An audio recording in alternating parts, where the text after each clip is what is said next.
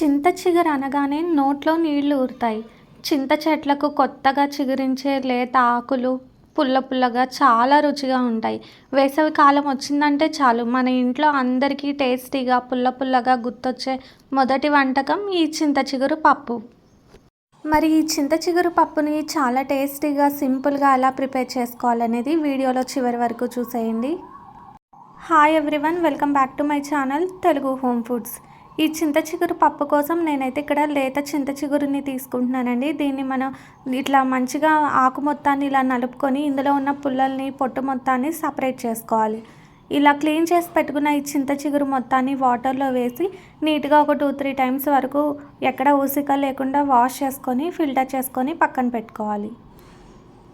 చింత చిగురు పప్పును కూడా చాలామంది చాలా డిఫరెంట్ వెరైటీస్లో చేస్తూ ఉంటారు కదా.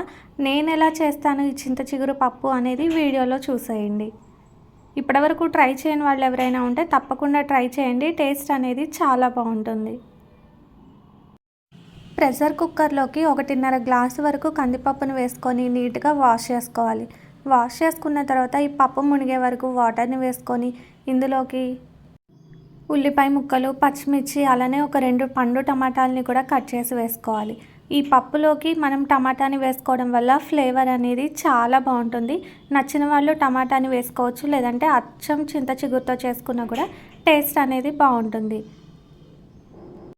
పప్పులో ఇప్పటివరకు ఉల్లిపాయని కానీ టమాటాని కానీ ట్రై చేయని వాళ్ళు ఒకసారి ట్రై చేసి ఎలా ఉందనేది కామెంట్ చేయండి. ఒక 3-4 విజిల్స్ తర్వాత మనకి పప్పు అనేది చక్కగా ఉడికిపోతుంది కదా. ఇప్పుడు దీని మొత్తాన్ని ఒకసారి మెత్తగా ఎనుపుకోవాలి. ఇది ఇలా మెత్తగా బాగా మిక్స్ చేసుకున్న తర్వాత ఇప్పుడు ఇందులోకి మనం నీట్గా కడిగి పెట్టుకున్న చింత చిగురు మొత్తాన్ని వేసుకోవాలి. చాలామంది ఫస్ట్ కందిపప్పుని ఉడికించుకునేటప్పుడే ఆకును కూడా వేసి కలుపుతూ ఉంటారు కదా. అలా ఆకుని కందిపప్పుని కలిపి పెట్టడం వల్ల మనకి పప్పు అనేది ఉడకదండి. కాబట్టి ఒక 2-3 విజిల్స్ వరకు కందిపప్పును ఉడికించుకున్న తర్వాత ఇలా కడిగి పెట్టుకున్న చింత చిగురిని వేసి మళ్ళీ ప్రెషర్ కుక్ చేసుకోవాలి. 1-2 విజిల్స్ వస్తే సరిపోతుంది. లేదు ఇలా కలిపి పెట్టము అనుకున్న వాళ్ళు సపరేట్గా చింత చిగురిని ఉడకపెట్టి పెట్టుకున్న కందిపప్పులో కలుపుకొని పోపును పెట్టుకున్నా కూడా టేస్ట్ అనేది బాగుంటుంది. నేనైతే ఇక్కడ ఇలా ఆకు మొత్తాన్ని వేసిన తర్వాత మళ్ళీ కుక్కర్ మూతను పెట్టేసి ఒక 2 విజిల్స్ వరకు ఉడికించుకుంటున్నాను. మనకి పప్పు అనేది పొంగిపోకుండా ఉండడం కోసం కొంచెం ఆయిల్ని వేసుకోవాలి. ఇలా 1 స్పూన్ వరకు ఆయిల్ని వేసి ఉడికించుకుంటే మనకి ఈ ఆకు ఈ వాటర్ అనేది బయటికి ప్రెషర్ రాకుండా ఉంటుంది. అబ్బా, మనకి పప్పు ఉడుకుతుంటేనే ఆ చింత చిగురు సువాసన అనేది ఇల్లంతా గుబాళిస్తుంది. చింత చిగురు పులుపు అనేది ఎక్కువగా ఉంటుంది కాబట్టి పచ్చిమిర్చిని, కారంని చూసుకొని వేసుకోవడం మంచిది. చింత చిగురులో విటమిన్ సి, విటమిన్ ఏ మరియు యాంటీ ఆక్సిడెంట్స్ పుష్కలంగా ఉంటాయి కాబట్టి ఇవి రోగనిరోధక శక్తిని పెంచడానికి సహాయపడతాయి. మనకి జీర్ణక్రియ మెరుగుపడటమే కాకుండా ఆకలిని కూడా పుట్టిస్తుంది.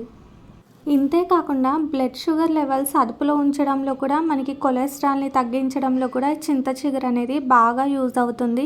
ఈ సీజన్లో చింత చిగురిని ఎంత ఎక్కువగా తింటే మన హెల్త్కి కూడా అంత మంచిది. ఇలా ఉడికించి పెట్టుకున్న కందిపప్పుని పోపు పెట్టుకోవడం కోసం ఇలా కళాయిలో ఆయిల్ వేసుకొని ఎండుమిర్చి, పోపు గింజలు, వెల్లుల్లి రెబ్బలు, కరివేపాకు ఇవన్నీ వేసుకున్న తర్వాత ఇంగువను కూడా వేసి మొత్తాన్ని బాగా వేగనివ్వాలి. ఇలా వేగిన ఈ పోపులోకి మనం ఉడకపెట్టి పెట్టుకున్న పప్పు మొత్తాన్ని వేసి ఈ పప్పులోకి ఇప్పటివరకు నేను ఉప్పుని కానీ, కారంని కానీ, పసుపుని కానీ ఏమీ యాడ్ చేయలేదండి. లాస్ట్లో వేస్తున్నాను. ఇలా పోపులోకి మనం ఉడికించుకున్న పప్పు మొత్తాన్ని వేసుకొని ఇప్పుడు ఇందులోకి టేస్ట్కి సరిపోను సాల్ట్ని, కారంని, పసుపుని వేసి మొత్తాన్ని ఒకసారి కలుపుకున్న తర్వాత ఒక 2 మినిట్స్ వరకు అలా ఉడికించుకొని స్టవ్ ఆఫ్ చేసుకుంటే సరిపోతుంది. మనకి పులుపు అనేది బ్యాలెన్స్ అవ్వడానికి కోసం పచ్చిమిర్చిని కూడా కొంచెం ఘాటు ఎక్కువ ఉంటేనే మనకి పప్పు అనేది టేస్ట్ ఉంటుంది. దీనిలో ఒక 2 మినిట్స్ వరకు ఉడికించుకొని స్టవ్ ఆఫ్ చేసుకొని వేడివేడిగా అన్నంలో వేసుకొని నెయ్యి వేసుకొని తింటే చాలా బాగుంటుంది. వీడియో నచ్చితే తప్పకుండా ట్రై చేసి ఎలా ఉందో కమెంట్ చేయండి. ఇలాంటి మరిన్ని టేస్టీ అండ్ రెసిపీస్ కోసం నా ఛానల్ని ఇప్పుడే సబ్స్క్రైబ్ చేసుకొని పక్కనే ఉన్న బెల్ ఐకాన్ని ట్యాప్ చేసి ఆల్ అనే ఆప్షన్ని సెలెక్ట్ చేయండి. అలానే ఇన్స్టాలో, ఫేస్బుక్లో కూడా తెలుగు హోమ్ ఫుడ్స్ పేజ్ని ఫాలో అవ్వండి. లింక్ కింద డిస్క్రిప్షన్లో ఇస్తాను. Thanks for watching.